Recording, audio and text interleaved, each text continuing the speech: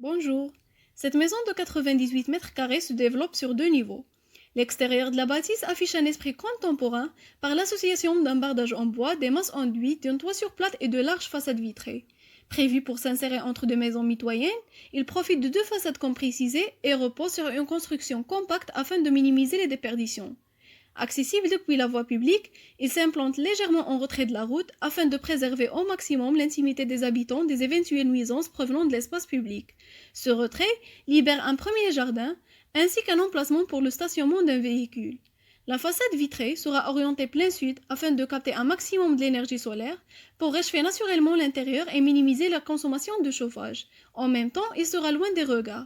Elle donne sur cet espace extérieur qui se compose d'une terrasse aménagée en bois. Cette dernière sera ainsi un lieu idéal pour profiter au calme des jours d'été en famille.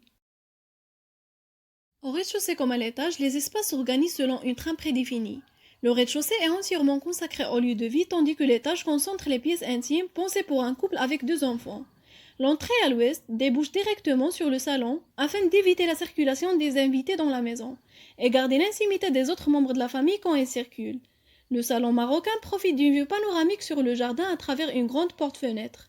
J'ai aussi envisagé un petit séjour où la famille peut prendre ses repas, regarder la télévision, etc. Une grande cuisine en L qui prend une place importante dans la maison et s'ouvre sur l'extérieur sur sa façade ouest par une grande fenêtre à la française. Les trois espaces de vie que constituent la cuisine, le salon et le séjour forment un ensemble de pièces conviviales. Ils sont de plus idéalement orientés plein sud-ouest, tandis que les zones de distribution, escaliers, couloirs et salles de bain sont situées en façade nord, puisqu'ils ne nécessitent pas autant de chaleur ni de lumière. Pourtant, j'ai envisagé une petite ouverture dans la porte en face de lavabo, préservant l'intimité tout en faisant bénéficier cet espace de la lumière naturelle. Un rangement est prévu à côté des escaliers qui desserrent l'étage. Ce dernier accueille les espaces intimes de la maison. Composé de deux chambres et d'une salle de bain, il offre des volumes vastes et lumineux. La première chambre est une chambre swing, dédiée pour les deux enfants et donne sur la façade nord.